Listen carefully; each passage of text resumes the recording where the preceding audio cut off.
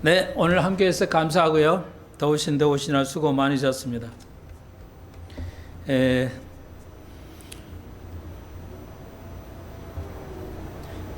여러 가지 이유로 날씨가 이렇게 상당히 다른데 우리나라는 이제 아열대로 좀 변하고 있는 경향이 있죠.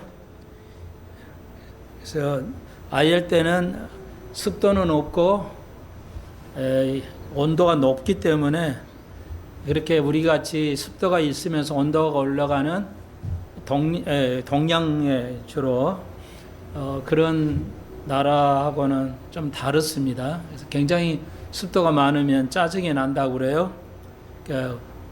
그렇지만 이제 미국이나 이런 캐나다 같은 데는 습도가 거의 없어요. 낮기 때문에 더운 건 사실이지만 위에 그늘 지고 우산을 쓰거나 이러면 그늘이 지면 일단 굉장히 시원해집니다. 사막 같은 데 덥지만 그늘이 지면 굉장히 시원한 것도 사실. 그래서 하나님께서 이스라엘 백성을 사막에 40년 살면서 구름으로 그 위에 구름을 보내셔가지고 그 사막을 견디고, 사막의 저녁은 어마어마하게 온도가 몇십 도씩 내려가기 때문에 추워서 견딜 수가 없습니다. 생존하기 어려운데 40년을 살면서 저녁은 불기둥, 우리가 상상하기 잘 안 되시죠? 아무도 없는데 불을 펴서 지피는 게 아니고 사막에 나무도 없어서 불을 지필 수가 없는데 하나님께서 기적의 방법으로 불기둥을 기적적인 방법으로 내셔서 밤에는 불기둥으로 감싸므로써 그 가운데 불기둥을 줘서 생존하게 하시고 남은 낮에는 구름으로 이렇게 이스라엘이 아열대에 있기 때문에 1년 내내 따뜻하고 온화하죠. 그 밑에는 또 사우디아 이쪽 밑에는 사막이기 때문에 그래서 구름이 위에 그늘에도 위에 이렇게 있어서 근 200만 명의 인구를 사막에서 생존케 40년 동안 생존케 하시는 하나님이죠. 예, 이 나라도 그렇게 해 가시기를 여러분도 기도하시고 저도 기도하고 있는데요. 네, 오늘 좀 그러기를 바라고요. 오늘 중요한 거 3장에서 놓칠 수 없어서 외우시라고 그랬죠. 8가지 혹은 7가지 다 외우지 않으셔도 좋아요. 7가지나 어떤 이는 8가지, 어떤 이는 7가지로 번역을 하는데 거기 환난이란 걸 빼고 하셔도 되고 상관은 없습니다. 절대적인 그 분류는 아니고 편의상의 분류인데 여러분이 자꾸 머리를 외우시는 노력을 하시면 뇌가 좋아지죠. 특히 여자분들이 치매가 많이 옵니다. 여자분들은 요즘은 좀 다르지만 옛날에 저희가 어렸을 때는 저희 할머님이 외할머니였는데 지금 생각이 외할머니예요. 그때 어릴 때는 외할머니인지 친할머니인지도 모르고 살았어요. 아주 무식하기도 하고 또 아무도 가르쳐 주지도 않고 너무 순수하게만 살았기 때문에 아무도 모르고 살았죠. 이모의 관계가 어떻게 되는지도 모르고 살았어요. 그런가 보다 하고 살았어요. 그런데 외할머니 이모 저희 어머니 돌아가신 어머니 언니가 그 큰 이모님이 우리 같은 동네에서 장로님 가족이었어요. 저희 아버님은 교회 나와서 장로로 아주 잘 섬기셨는데 외할머니가 돌아가셨을 때 왜 꽃을 이모가 들고 있는지를 몰랐어요. 우리 엄마가 들어야 되는데 왜 이모가 들고 있지? 아무도 안 가르쳐 주니까 알 길이 없죠. 그 시대는 교육이 없던 시대였기 때문에. 그리고 죄송하지만 저는 별명이 떡판이었어요. 얼굴이 엄청 큰 모양이죠. 얼굴이 큰 것 같아요. 예. 그런데 이제 요즘의 눈으로 보면은 아이들을 몰랐죠. 부모가 아이들의 인격이나 이런 걸 전혀 몰랐던 무지의 시대였고요. 그러나 그 시대로 보면 통용이 되는, 누구나 그 농담을 받아들일 수 있는 또 그런 시대이기도 하고요. 복잡한 것들이 이렇게 깔려 있습니다. 네, 그래서 여러분, 근데 저희 외할머니, 친할머니도 계셨어요. 근데 이제 저희 아버님은 둘째였고요. 근데 친할머님도 오시고 계시기도 했는데 외할머니를 모셨어요. 제 아버님이. 요즘 말하면 장모님을 모셨죠. 굉장히 효도하는 아들이었다 할 수가 있습니다. 근데 돌아가실 때는 제 기억으로는 치매를 앓았어요.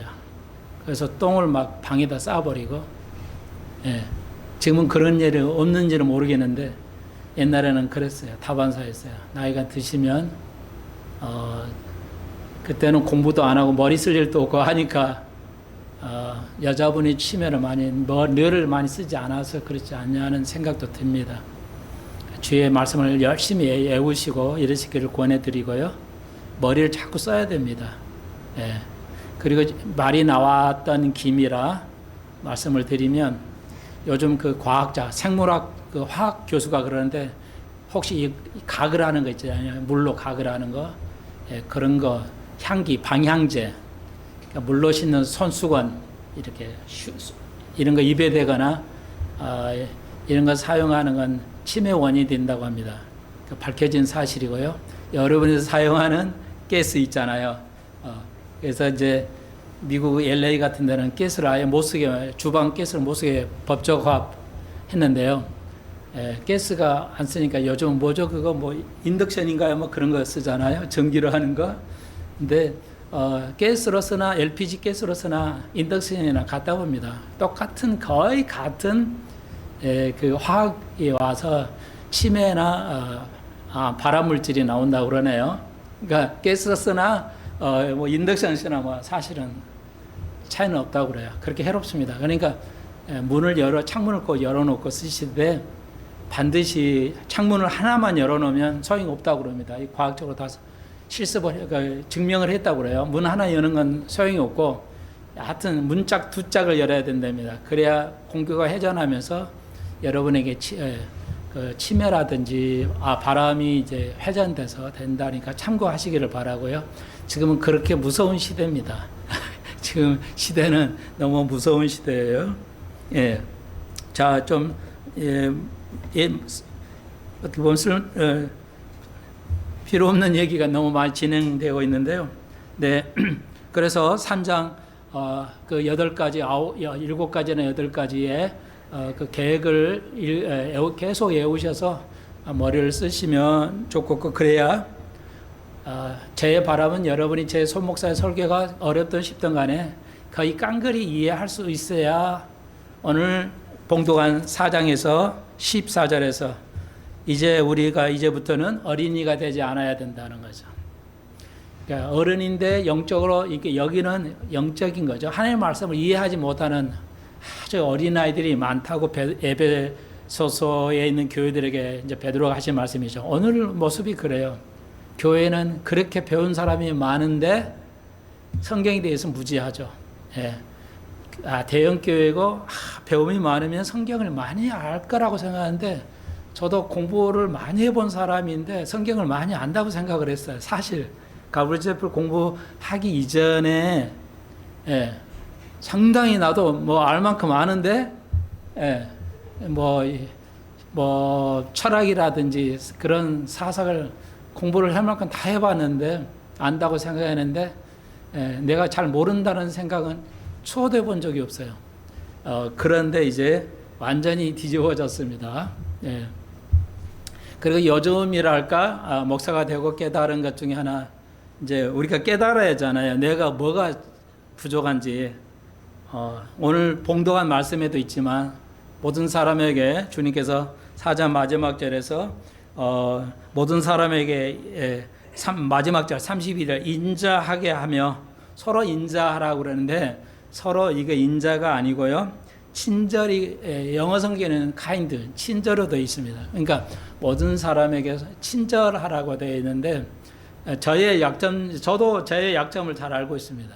그러니까 저의 약점 중에 하나가 친절하지 않는다는 것이죠. 그러니까 신학교에서 교수를 생활을 하다 보니까 많은 사람이 좀 딱딱하다, 좀 대화하기 좀 힘든 상대다. 그리고 우리 교회 처음 시작일 때 오셨던 우리 권사님이셨죠. 돌아가셨다고 하는데 저 손목사가 진짜 목회할 수 있을까? 저렇게 사람들에게 친절하지 않고 그러는데 목회할 수 있을까? 이런 염려를 하셨다는데 제 약점 중에 하나가 그거죠. 모든 사람이 친절하고 잘 다가가고 목사는 그래야 되는데 그러하지 못하는 걸 저도 인식하고 있습니다. 뭐 타고난 것이기도 하고 농담 같은 거라든지 그런 안 하고 그냥 아주 이렇게 하기 때문에 좀 그렇기는 해요. 그래서 많이 좀 친절하려고 노력하고 지금은 좀 많이 그래서 좀은 달라지긴 했지만 아무튼 그렇습니다. 자, 우리가 부족한 것을 깨닫고 에베소서를 배우면서 내가 기도하면서 나의 장점과 약점도 살펴보는 시간이 되었으면 좋겠습니다. 네, 그래서 다시 한번 3장 하나님의 경륜을 우리가 들으시면 그걸 알고 전체를 이해하면 어른이 되고 영적 어른이 되고 손 목사가 설교하는 것이 어떤 관점에서 크게 이런 설교를 하는 거구나를 알 수 있는데 여러분하고 저는 서로 다른 입장에 서 있기 때문에 여러분은 듣는 입장, 손 목사는 가리키는 입장이기 때문에 그 입장에 따라서 이해하는 거 받아들이는 게 다릅니다. 그러니까 여러분이 이 자리에 딱 서서 설교해 보십시오. 우리 집사님들 간증하거나 뭐 설교하라 이렇게 하시면 어때요? 이게 아무리 준비를 10시간 준비하고 와서 설교하면 그대로 안 나가집니다. 떨리고 경험이 아직 없기 때문에 여러분 듣는 것하고 이게 서서 사람 앞에서 설교할 때는 완전히 다릅니다 하는 거 아시죠? 네, 뭐 느끼시고 어린 아이들 다 앉아서는 말 잘하지만 나오면은 말이 쉽게 나오지 않고 실수도 연발하고요. 뭐 그렇듯이 왜냐하면 그 입장의 차이가 있어요. 그래서 여러분 좀 한 가지 또 여러분 생각하지 못한 건데 말씀을 드리자면 목사의 설교의 특성이 그래요. 설교는 항상 미래적이에요. 그러니까 믿음이 하나라고 그랬죠. 4장 5절에서 왔다 갔다 합니다. 제가 적용을요. 그러니까 주도 하나요, 믿음도 하나요, 세례도 하나. 계속 하나라를 말하죠. 그러니까 이 말의 의미는 뭐예요? 이방이니까 교회가 이방이니까 유대인이 하나라는 개념이죠. 그러니까 지금은 우리가 대한민국은 외딴 나라 섬에서 살기 때문에 이방이니까 유대인하고 싸운다는 거 그런 개념이 하나도 없기 때문에 이렇게 계속 말씀드리기가 좀 불편해요. 좀 불편하는데 2000년 전이나 지금이나 전 세계에서 교회 이스라엘에 지금 전 세계 문제는 이스라엘의 문제거든요. 전 세계의 문제는 뭐냐? 경제가 아니고요. 정치도 아니고요. 사실 이스라엘의 문제예요. 교회에서도 이스라엘이 문제예요. 이 이스라엘과 이방인의 관계예요. 여러분 알다시피 중동의 전쟁도 이스라엘하고 이제 이방인의 문제거든요. 그러니까 오늘 8가지를 정확하게 여러분이 어른이 알듯이 알면은 딱 보이죠. 손목사 설교의 포커스를 어디로 가고 있다는 것을 가늠할 수가 있어요. 그만큼 중요합니다, 이게. 지금 여러 가지 말씀을 드렸는데, 그래서 이게 하나라는 개념은 대한민국이 외딴 섬이죠, 사실.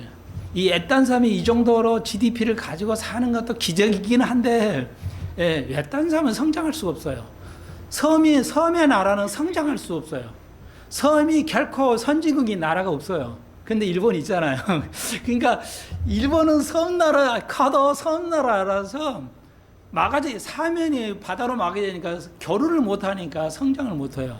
그래서 일찌감치 이제 일본이 계획을 했잖아요. 오픈을 했어요. 국가를 개방을 함으로써 일본이 선진국이 있죠.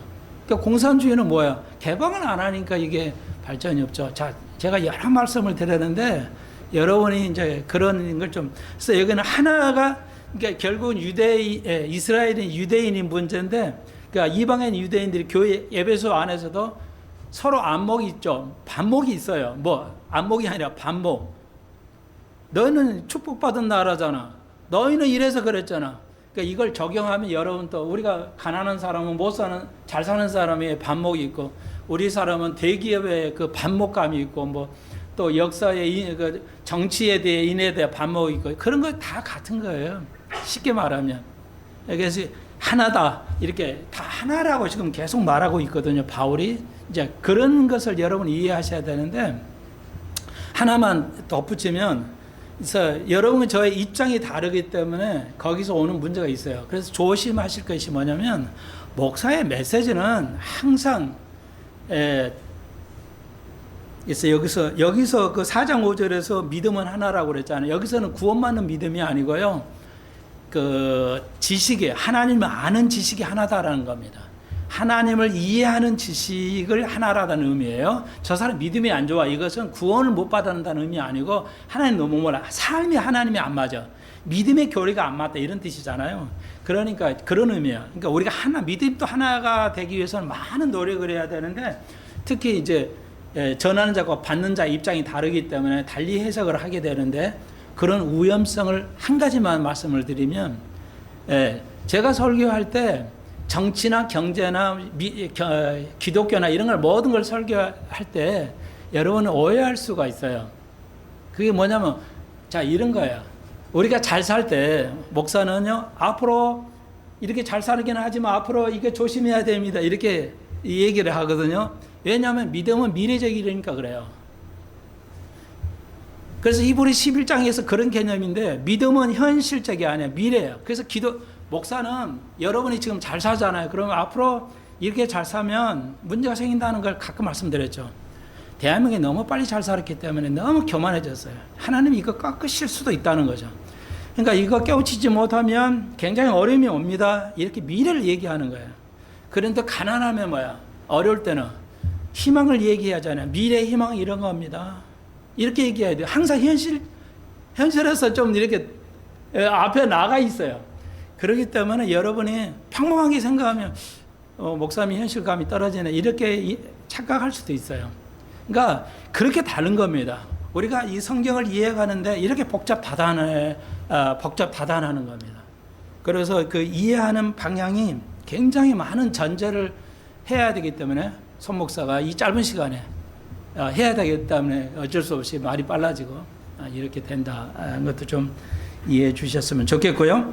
자, 그래서 에베소 3장 14절로 19절에서 한 문단에서 중요한 거죠. 오늘 제목인데요. 제목과 연관이 있는데 4장 나가기 전에, 그렇지만 한 번 더 3장 14절로 19절에서 여기 17절에요.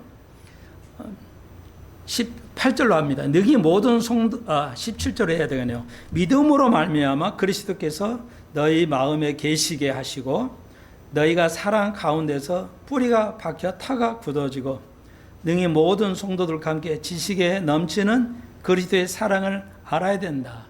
그래서 19절에 넓이, 길이, 높이, 깊이 4차원이죠. 3차원이기도 하고 4차원이. 다시 한번요. 그 그리스도에 관한 넓이, 그리스도 은혜의 넓이를 생각하시고요. 그리스도의 기독교의 영원한 길이, 그리고 하나님의 높으신 그 위엄, 그리고 그 우리의 죄가 얼마나 깊어요. 그 말할 수 없는 죄의 깊음을 우리가 이해하는가, 받아들이고 그걸 속죄하고 하는 그런 것을 너희에게 충만하기를 기도한다. 물론 바울이 지금 에베소 3장에서 기도했거든요. 3장도 기도고 4장도 기도예요. 그러니까 이거 기도인데 이게 굉장한 도전이죠. 바울이 지금 에베소 교회에 뭐라고 써? 너희들은 어린이와 같게 영적으로 하나님의 말씀에 대해서 너무 무지하는데, 어린이 수준인데 알기는 어느 정도 아는데 이걸 적용하고 하는데 못하잖아. 지금 이거 얘기하자고 한다고 말씀드렸죠. 그러니까 오늘날 우리가 아무리 배우고 멋있고 대단한 교회 가침에 불구하고 오늘 제 눈에 보면은 너무 몰라요. 무지해요. 예.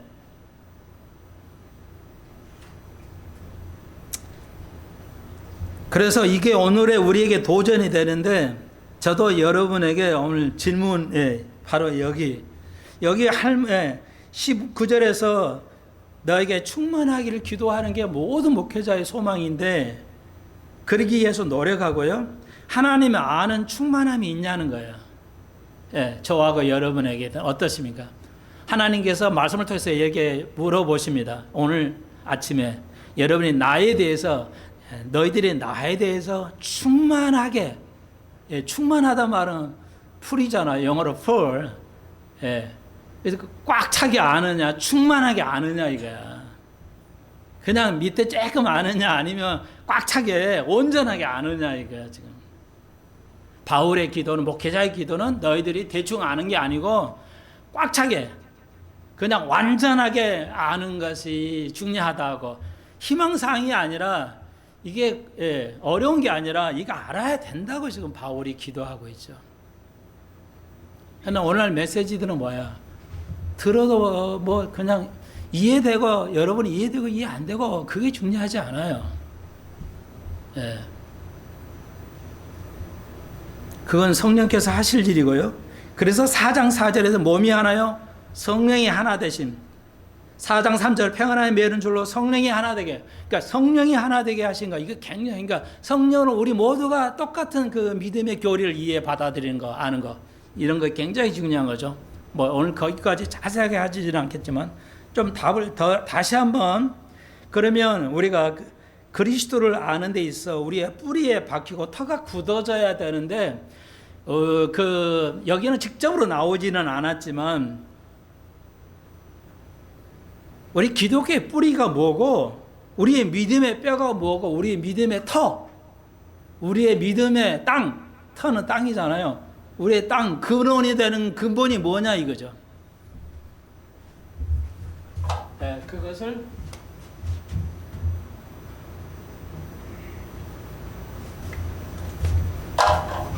갈보리라고 합니다. 답을 드릴게요. 뭐 생각할 시간이 없으니까. 다시 한번요. 이제 이걸 우리가 연역법이라고 그래요. 모든 공문이 연역법으로 해야 됩니다. 다시 한번요. 모든 공부는 연역법으로 해야 돼요. 귀납법으로 하면 안 돼요. 귀납법은 네가 공부해봐. 그러면 나중에 찾아. 이건데요. 모든 학문에, 어떤 학문이라도, 교회 학문은 또 연역법으로 해야 돼요. 연역법 답을 먼저 주고 나가서 이제 답을 먼저 알려주고 나가는 거. 근데 한국은 귀납법적으로 해와야 된다고 생각을 많이 했어요. 지금 뭐 성경적 귀납법 뭐 무슨, 오늘 좀 예는데요. 답을 먼저 드릴게요. 저는 미리 알려드리고, 그래서 답을 먼저 찾고, 그 다음에 그 답이 왜 그렇게 되는지를 이제 우리가 공부해 가야 됩니다. 그러니까 여기서 말하는, 바울이 말하는 기독교의 뿌리가, 우리 믿음의 뿌리가 뭐냐, 터가 뭐냐, 그것은 뭐냐, 갈보리라는 거죠. 갈보리란 말은 해골이란 뜻입니다. 그러니까 이스라엘의 그 앞에 지금 이스라엘의 앞에 그 성 예루살렘 앞에 그 갈보리가 있는데, 거기에 그 도시 한 그 성 바로 앞에 무덤이 있어요. 그 골고다라고 그래요. 골고다. 이 해골이라는 게 무덤이에요. 도시, 우리 같으면 우리 사상은 무덤은 막 안 보이는 저 안에 구석, 뭐 산꼭대기 안에다가 하잖아요. 그게 도시로 오면 뭐야, 집값 떨어진다고 하니까요. 뭐 그거 우리 문화예요. 근데 일본만 가도요, 저도 깜짝 놀랐어요. 그 도쿄나 뭐 오사카 한 복판에 뭐야, 무덤이 있어요. 그 아파트 한 복판에 그냥 있어요. 그래도 이 사람들은 전혀 미신을 좋아하는, 일본이 미신, 이게 일본, 그런데 미신을 완전 좋아해요. 미신 나라예요. 가보니까 딱 가서 내려서 보니까 미신을 좋아하는 나라더라고요. 가서 그 신사 참배 앞에서 그냥 하는 거 보니까, 막 불러대고, 왜 저렇게 불러대니까, 그 옆에 관리하시는, 경비하시는 일본 그 신사 참배하는, 저거 귀신을 부르고 있어요. 이렇게 치더라고, 손뼉을. 왜 치냐고 물어봤더니, 저거 귀신 부르는 거라고 그러더라고요. 귀신의 나라예요, 일본이. 그런데 왜 이렇게 귀신은 안 돼 불구하고요. 귀신은 그 묘비가 있어 집값이 안 떨어질까요? 이게 선진국이죠. 우리는 뭐야 난리 나죠. 도시에다가 묘 하나 들어오면 집값 떨어진다고. 그러니까 수준이 낮은 거예요. 그런 걸 우리가 알 수가 있습니다. 자 그래서 우리가 다시 한번요. 이스라엘의 그 성벽 바로 앞에 골고다. 그 지금 막 엄청 한두 개가 아니에요. 그냥 거기에다 다 꽉 찼어요. 그래도 뭐 집값 떨어진다 이런 생각 없죠. 그러니까 기독교는 놀라운 겁니다. 우리의 터가 안정되고 좋은 거고 뭐 이런 것이 아니라 뭐야. 골고다라는 거야. 그리스도의 터가 어디에서, 기독교가 터가 어디에서 세워졌어요? 골고다, 고통 속에서, 십자가 상에서, 다른 말로 십자가를 할 수 있죠. 골고다에서 예수가 돌아가셨으니까 그 골고다 상, 그 고통에 그 자기를 완전히 죽이는 그런 것이 그리스도의 터고 기독교의 터다는 것이죠. 이해하시겠어요? 이해하시죠? 그러니까 갈보리는 장소를 의미하는데 그 갈보리라는 게 왜 우리가 갈보리를 노래해요? 그게 기독교의 핵심이고 기독교의 터예요. 기독교의 이 말 그대로 뿌리예요. 우리 기독교의 뿌리가 뭐야? 예수야. 그러니까 예수는 그럼 예수인데 예수가 어떤 의미에서 뿌리야? 예수가 뿌리냐고. 예, 우리가 믿는 예수의 뿌리가 뭐예요? 골고다예요. 죽음이에요. 고난이라고요. 십자가라고요. 그게 기독교의 핵심이에요. 그런데 4장 1절에 가시면, 그러니까 다시 한번요. 넓이 길이 깊이 뭐 이런 걸 알아야 돼요. 그리스도의 그 엄청난 것을 이 터를 가지고 그 터가 뭔데 그건데 그 위에 우리의 지식을 쌓아가야 돼요. 그 믿음 위에 우리의 지식을 쌓아가야 된다는 거죠. 그리스도의 터 위에, 그러니까 그리스도의 터 위에 누가 세워져가 이제 4장 뒤에 가면 뭐야? 사도들, 목사들. 그 위에 또 누구를 세워요? 그러니까 사도들, 목사는 뭐예요? 예수의 그 터 위에 세워지는 거예요. 경험과 지식 많고 공부 많이 하고 그런 거 말고요. 예, 교회가 멋있어야 하고 아름답고 뭐 화려해야 되고 그런 거 말고요. 아무 그거 없어요. 기독교는 뭐야? 그리스도의 그 고난, 그리스도가 편안히 누린 게 아니라 그리스도의 그 골고다, 남이 더러워하고 싫어하는 그러한 곳에 놀랍게도 아이러니하게 그 위에 터가 세워지고 그 다음에 그 사도들이 그 예수의 그 터 위에 세워졌고요. 그 다음에 누가요? 성도들이 그 사도들의 가리키는, 그러니까 목사나 사도들의 가리킴 위에 뭘 가리키는데? 말씀이죠. 그 말씀이 뭐예요? 한마디로 그 말씀이 오늘 제목도 무엇이 교회를 세워요? 말씀이라 했죠. 그 말씀의 내용이 들어가면 뭐예요? 결국 고난이에요. 그리스도의 골고다예요.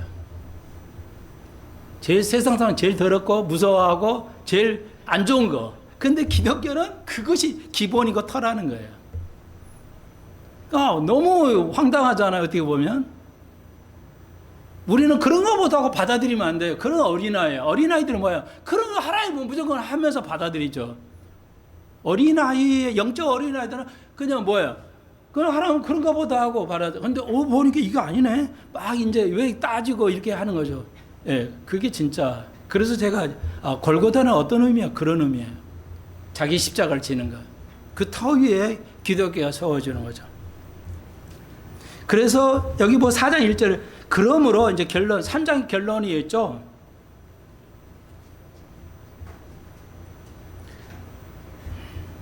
주 안에서 같이 내가 너희를 권하노니 너희가 부르심을 입은 부르심대로 합당하게 행하여. 부르심이 나오죠. 이제 영어로는 콜링이라 하는데 부르심.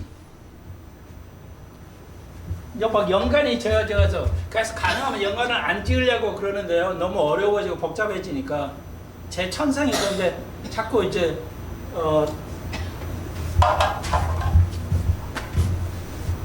자, 이게 뭐냐, 오늘 제목이 났잖아. 이것만 하셔야 좋아요. 자, 1장하고 7장 1절로 7절까지 한 문단을 지금 이렇게 일률적으로 패턴을 시켰어요. 여러분 이해를 돕기 위해서. 1절로 7절까지 기독교냐 종교냐 이렇게 했어요. 아니 뭐 종교란 말도 없고 기독교란 말도 없는데 이게 뭐야, 이렇게 볼 수 있죠. 그러니까 여러분이 이런 걸 볼 수 있어야 돼요. 이거 없는데 왜 이 말이 있지? 그러니까 8절로 16절까지 말씀된 전도냐. 그러니까 이게, 자, 보십시다. 이건 하고요. 기독교냐, 종교냐. 이건 부르심이 뭐예요? 기독교예요. 다시 한 번요. 기독교 터가 뭐야? 갈보리. 그 다음에, 그래서, 미국의 갈보리 채플이 이제 여기를 따서요. 이게 요 말을 따서 갈보리 채플이에요. 채플 교회라는 거, 예배라는 뜻도 있어요. 자, 그런데 봐요. 기독교 핵심이 뭐야? 기독교 핵심이 뭐예요? 갈보리예요. 그런데 부르심이 뭐야? 부르심이 기독교예요. 그거 뭐냐? 모든 종교나 모든 거에 부르심이 있어요. 우리를 불렀어요. 이 땅에 태어나게 불렀다는 거예요. 김 집사, 이 집사, 최 집사 말 이렇게 다 우리를 불렀어요. 뭐 목사들, 이 목사, 장로들 다 부르셨죠. 근데 이 부르심에는 굉장히 의미가 있어요. 뭐예요? 그게 기독교예요. 부르심이 기독교예요. 그럼 다른 종교라든지 이런 건 뭐예요? 제가 말씀드렸잖아요. 그건 자기들이 부르셨다는 것은 종교라는 뜻이에요. 그거는 기독교 종교가 뭐냐? 가끔 몇 번 기회 될 때 말씀을 드렸죠. 기독교는 하나님이 만드시는 거, 하나님이 만드셨어요. 그걸 기독교라고 하고, 인간이 만든 거, 모든 이 세상에 기독교에는 다 인간이 만든 거예요. 신이 만든 게 아니야. 신이 만들었다고 말만 하고 신이 만든 거 아니에요. 인간이 만든 거예요. 그러니까 그걸 종교라고 그래요. 그러면 부르심을 알아야 돼요. 부르심은 뭐냐? 예수 믿고 천당 가는 게 아니고, 물론 그것도 포함하지만 그게 아니고 뭐예요? 자, 보십시오. 하나만 조금, 그러면 기독교와 종교를 제가 그렇게 구분해서요. 영어, 시간이 없으니까 종교는 릴리전이고요. 기독교는 크리스찬 에너티라고 그래요. 요거 하나만 써드릴게요. 크리스찬 에너티라 그러는데, 이거는 뭐냐면 크리스찬하고 에너티 이제 이거 합성한데, 이 말은 뭐냐, 크라이스트잖아요. 영어로 그리스도.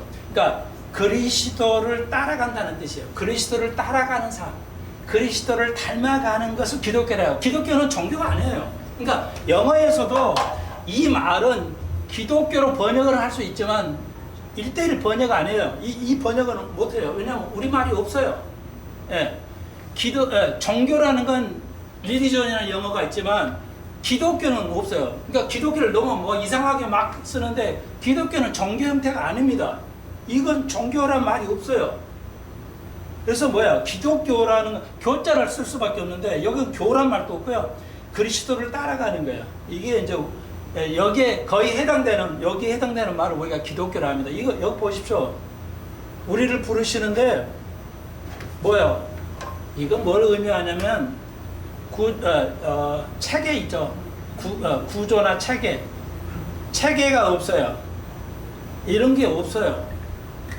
다시 말해서 좀 여러분 쉽게 조직 문화가 없단 말이에요. 이걸 어떤 걸 우리를 조직화되어 있는 걸로 부르지 않으셨어요. 자, 이거 아주 중요한 거예요. 대한민국 아무도 이런 거 안 가르친 것 같아요. 제가 보기에는 들어본 적이 없어요. 몇십 년 다른 교회를 다녀봤는데, 이거 뭐냐, 굉장히 사실 중요한 거예요. 그러니까 기독교는 전 시간에 말씀을 드렸는데, 집사, 방소, 서리 집사, 서리 뭐 이렇게 해가지고 이게 다 구조잖아요. 이게 조직이잖아요. 교회 조직표, 목사, 그 밑에 당로, 당회 뭐 이렇게 뭐 여전도의 남성 뭐 이렇게 조직을 만들잖아요. 여러분, 우리를 불러신 어떻게 불렀어요? 아무리가 부른 게 아니고요. 조직화하라고 부른 게 아니에요. 교회를 조직화하는 건 안 됩니다. 이건 사실 굉장히 치명적이에요. 좀 여러분 이해가 될까 모르겠는데 죄송한데, 너무 교회를 조직화하면은 안 돼요. 교회는 말 그대로 본질이 뭐야? 그리스도 닮아가는 거예요. 그리스도를 살면 교회가, 예수님께서 제자를 조직해.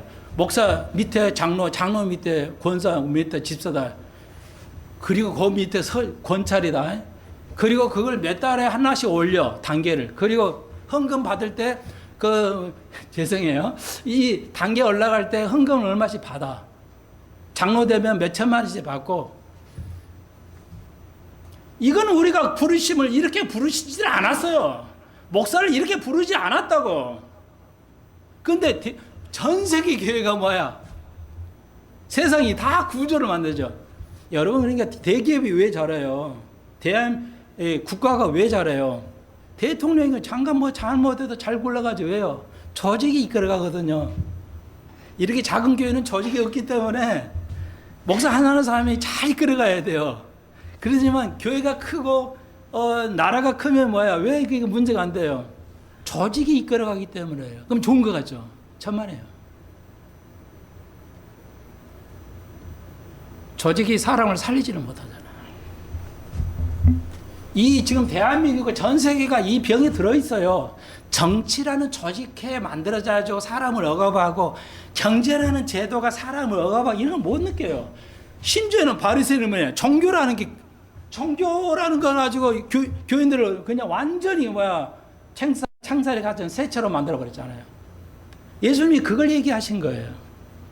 이걸 깨달아야 되는데 아직도 교회가 그런 노예 제도로 할까요? 그런 거에서 벗어나지를 못하고 있어요. 여러분에는 거의 해당이 안 될 수 있는데 대한민국 전체로 볼 때는 그래요. 이거에서 우리가 이 부르심이 아닌데 그래서 구원만 아무 관계 없는데 쉽게 말하면 장로가 아무 말 안 해도 장로가 알아서 돈을 내. 장로 되려면. 이게 뭐예요? 조직화되어 있기 때문에. 그러니까 이게 무서운 거고 그 정도 합시다. 아직 시간이 없으니까요. 그러나 우리가 배울 것은 뭐야? 그래서 대비시켜놨어요. 예.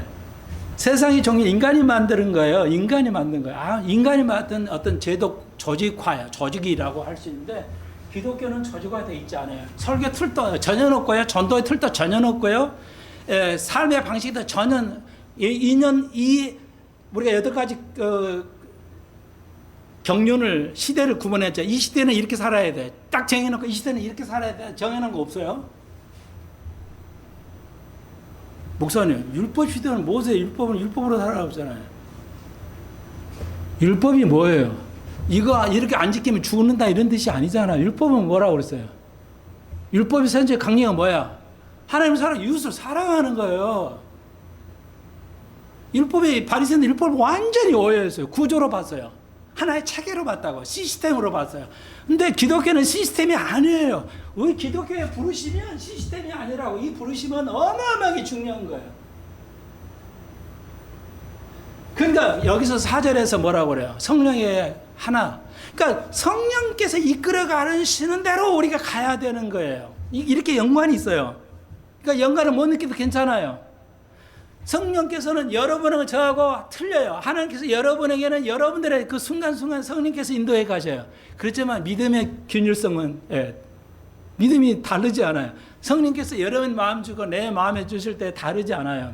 그러니까 다르면 여러분하고 우리가 지금 교통이 안 되는 거죠. 성령께서는 똑같은 마음을 주신다는 거죠.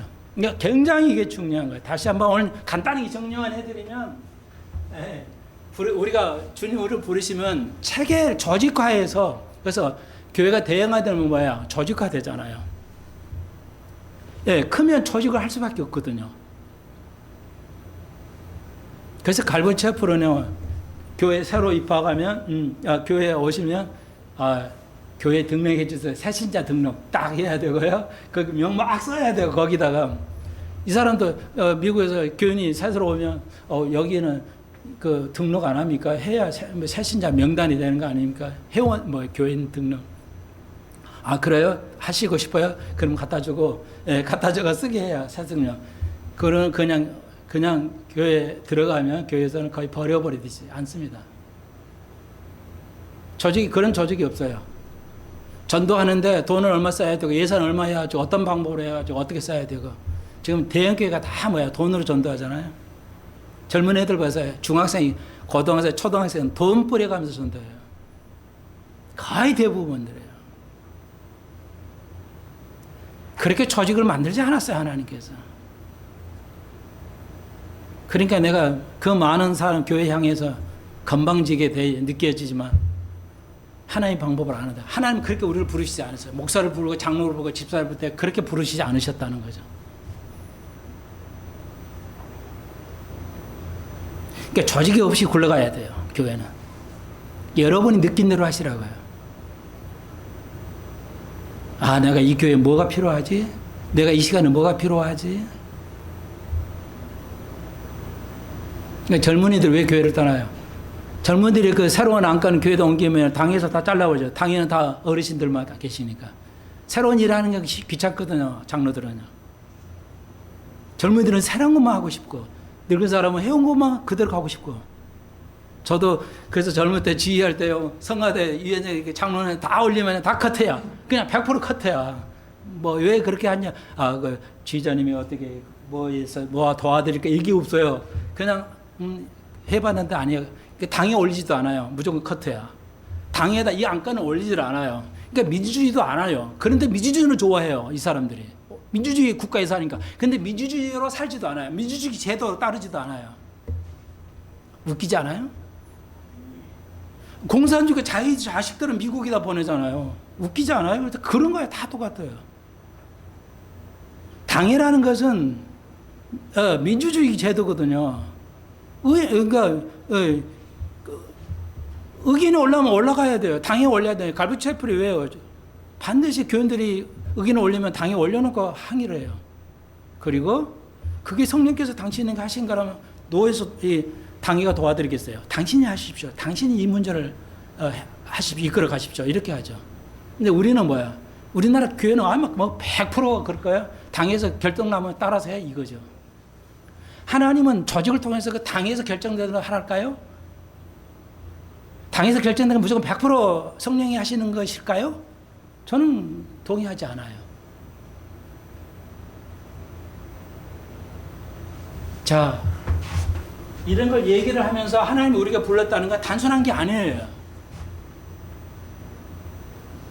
하나님이 여러분을 자녀로 부르시고 하나님의 수평교회의 일부분이 되었다. 이렇게 수평교인으로 부르셨다. 엄청난 일이죠. 우리가 가르쳐야 할 일이 많아. 아이들에게 또 주위의 사람들에게 가르쳐야 할 게 많아. 시간이 없어 그러는데 여기죠. 8절로 16절에서 오늘 우리가 봤잖아. 사도와 복음을 전하는 목사와 교사 목사로 세웠다고 그랬죠. 예, 교사 목사로 세웠어요. 뭐 하려고 세웠어요? 99%가 뭐예요? 전도하려고. 그런 말 없잖아요. 교회를 세운 이유가 뭐예요? 뭐예요? 성도를 온전케 하는 거예요. 나가서 전도하는 게 아니고요. 성도를 여러분 한 사람 한 사람 쟤는 포커스가 그죠? 여러분 온전해야 돼요. 그리스도를 아는데 완전히 온전해야 돼요. 그리스도를 지식을 알고 그 지식대로 살아가는 거. 그것이 있잖아요, 여기에. 전도가 없잖아요. 마태복음 28장 끝절에서 너희 지상명령이 뭐라고 했어요? 전도라고 해요, 목사들이. 언니가 쑥 바꿔놨어요, 성경을. 마태복음 28장에서는 뭐예요? 지상명령이 뭐였어요? 너희는 세상 끝까지 나가서 복음 전하라는 거 있어요? 그 말 없잖아요. 뭐예요? 제자 삼으라고 했잖아요. 제자를 만드는 거예요.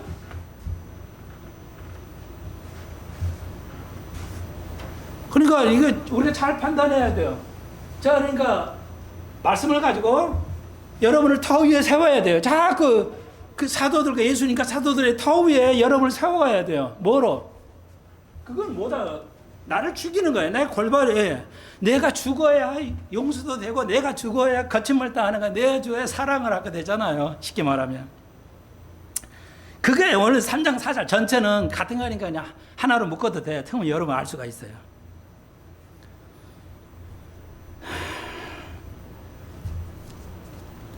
여러분도 느껴져요. 용서를 해야 되는데 잘 안 되잖아요. 그러니까 성령께서 이제 하셔야죠. 성령께서 하시면 언제거나 다 되겠죠.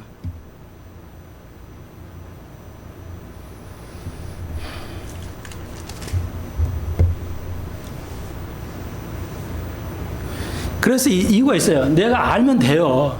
내가 하나님에 대해서 알게 되면 그렇게 하게 돼요. 모르니까 안 하지. 어린 아이들이 공부 안 하면 인생 종친다는 거 모르니까 안 하잖아요. 알면 하죠. 그러니까 똑똑한 아이들은 이거 공부해야 돼. 안 하면 너. 그러니까 아이들이 가르칠 때 야, 네가 이제 내가 주일이 나이 할 때도 이제 한 작년인가요? 올해인가? 네가 공부 열심히 해야 돼. 안 하면 말이야. 너 어른 돼가지고 직장도 못 다녀. 아무것도 못 하게 돼. 그럴래? 지금 열심히 할래? 그럼 알아. 이제 은자는 깨달으면 지가 열심히 하게 되죠. 어른도 못 깨달아, 어른도. 어른은 깨달아요. 다시 한 번요. 참고적으로. 여러분도 아시지만. 고등학교 때 역전은 없습니다. 그러니까 초등학교 때 6년, 중학교 3년, 9년 공부 열심히 안 하고, 대충 하고, 야, 나 좀 가서 지금은 놀아야 되니까 놀고, 방학 때 놀고, 고등학교 때 열심히 해야지. 고등학교 1학년 가서 역전이라는 거 없어요. 공부 역전은 없습니다. 거의 불가능합니다. 했다는 애들 있죠. 그건 몇십만 명 중에 몇 명인데요. 그 애들은 잠 2시간, 3시간 자고 공부해요. 그런 애들은 역전이 돼요. 그런 애들만. 진짜 2시간, 3시간만 잠자고 공부해야 돼요. 아시겠습니까? 애들도 그러는데, 어른들 하나님의 나라를 알려는데요. 성경 파고 있어야지. 나는 그렇게 팔아도 안 하잖아요. 성경 읽지도 않은데 뭐 어떻게 알아. 그러지도 않은 풍성함이 있어야 애들도 뭐야. 왜 자녀들이 부모를 잘해요? 부모의 고생을 알거든요. 내가 왜 이렇게 전략하고 오면서 살아요? 부모가 고생했다는 거 알아요. 근데 그 다음 세대가 모르면 망하는 거예요. 그래서 부모가 고생했다는 걸 아이들에게 가르쳐 줘야 돼요. 나라는 인생은 없잖아요. 여러분도 그렇지만.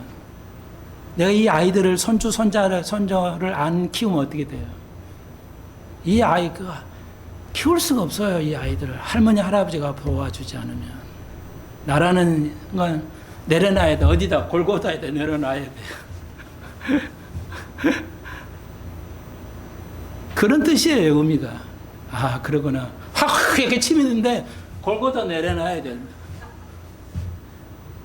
왜? 그리스도 사랑이냐? 그리스도 사랑을 아니까. 이렇게 다 알잖아요.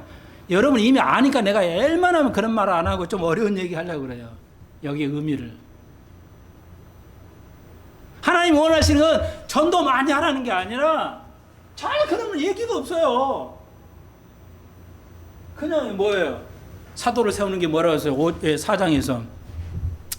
네, 12절에 성도를 온전케 하는 거예요. 성도를 온전케 하는 거. 하나님 원하시는 건 온전함이야. 적당하게 하냐, 목사님. 사람이 완전하지 않잖아요. 그렇게 할 수 없잖아요. 예. 그러니까 여기 의미가 있는데, 이스라엘이 40년 광야하면서 하나님의 은혜를 아브라함의 그 약속을 지키잖아요. 이스라엘은 무조건적이라 했죠. 아브라함의 조건은 무조건적이라. 여기 놀라운 거예요. 그러니까 조건이 없어. 아브라함 우선 너희는 내가 하라는 대로 안 해도 조건 없이 내가 너를 사랑하겠다는, 그래서 지금 이스라엘이 생존해 가는 겁니다. 지금까지 이스라엘이. 그게 뭐야? 우리 믿는 우리도 마찬가지. 우리가 뭘 잘해서 교회 크고 성자 이런 게 아니라니까. 조건 없이 그냥 아브라함은 너 영적 아브라함 오케이, 육적 아브라함 오케이, 다 그 하나님 축복하신 거예요. 이해하시겠죠? 그건 나는 알려드리고 싶어요, 여러분에게. 이런 거. 이게, 그래서, 근데 그 하나님께서 이스라엘이 40년 살다가 들어와가지고 아무도 없잖아요. 뭐가 있어? 하나도, 무기라는 게 하나도 없잖아요. 근데 요단 건너와서 전쟁을 하잖아요. 싸우잖아요. 근데 다 싸운 게 아니에요. 근데 여호수아에게 온전하다고 인정하지, 하나님께서. 다 물리치지는 않았는데도 온전하다고 인정해요. 그게 부모의 사랑이죠. 자식이 좀 못해도 뭐야? 온전하잖아요. 온전한 걸 받아들이잖아요. 계속 우리는 온전해 가야 돼요. 그걸 하나님 인정해 주겠다는 겁니다. 네. 우리는 온전하지 않아요.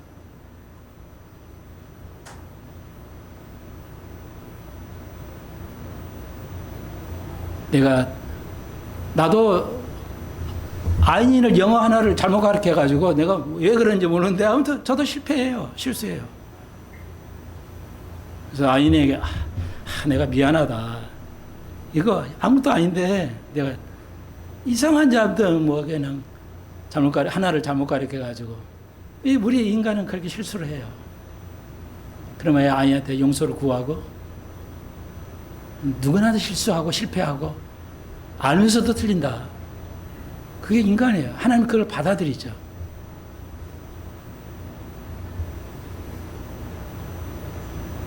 여러분 이제 정리하겠어요. 기독교라는 게 우리 한글로는 이해할 수 없어요. 사실은 예수를 따라가는 거예요. 예수의 삶을 따라가는 거. 온전하게 따라가야 돼. 이것만 하고 안 해요. 전체 예수의 삶 전체를 우리가 따라가야 돼요. 그게 예수님이 원하는 거예요. 그분은 신이기 때문에 온전한 걸 원하지 적당한 거 이거 안 돼요. 자, 갈보리 부르심 뭐 이런 거 다 연관이 있잖아요. 그러니까 입을 거 벗을 거, 그리스도의 몸을 입고 벗을 거, 이게 나쁜 거예요. 이게 좋은 거잖아요. 그리스도의 옷을 입는 거 따라해야 할 거, 뭐 이건 벗어야 할 거, 하지 말아야 할 거. 예수 믿는 사람도 뭐 놀러만 가면 술 먹고 말이죠. 상상 이상해. 여러분 저기 오늘 아침에도 잠깐 봤는데 어떻게 보니까요. 전철에서 하면 그냥 사람이 없잖아요. 그 전철 타면 입구 개찰할 때. 그러니까 젊은이고 할머니고 할아버지고 뭐야.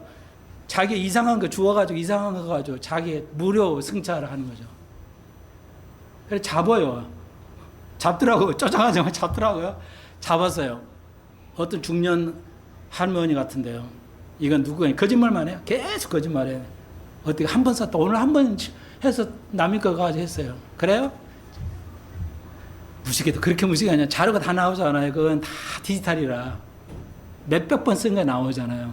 31배를 곱해요. 배상을 해야죠. 700만 원이 나오더라고요. 갑자기 700만 원을 내야 돼요. 뭐 어쩔 수 없잖아요. 500만 원 깎아주세요. 그래요. 공무원이 그거 깎을 수가 없기 때문에 안 됩니다. 이건. 이 땅은 거짓말이 꽉 찼잖아요. 오늘 28절에 도둑질 하지 말라고 그랬어요. 제일 먼저 도둑질하는 게 아담이잖아요.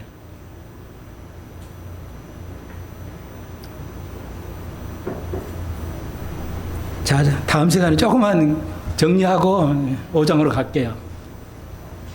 오늘 정리합시다. 교회는 무엇을 말씀으로요? 그러니까 그 하나님을 온전히 하는 말씀을 알아야 되고요. 그리고 기독교 본질이 뭐냐는 거. 예. 성령에 대해서 알아야 돼요. 성령이 어떻게 하는 게 진짜 성령인지 가짜 성령이 아니고 구별할 수 있어야 돼요. 기도드립시다. 주님, 그리스도 위에 우리가 세워지는 건데 그것은 그리스도는 다름이 아니고 우리가 알고 있는 골고다라는 걸 알았습니다. 이걸 완전하게 이해하고 그 삶을 살아가는 기독교인이 다 되게 해 주옵소서. 예수님의 이름으로 기도합니다. 아멘.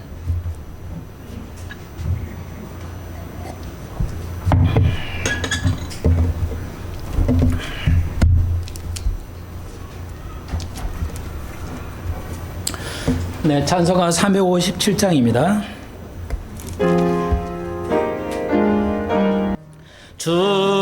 주님의 백성 서로 헤아려 시기와 미움 아주 버리고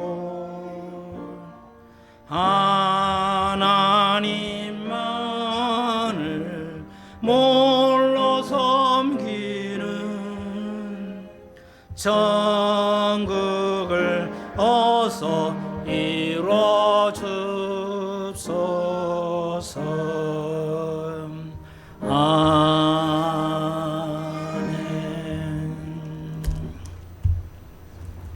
네, 오늘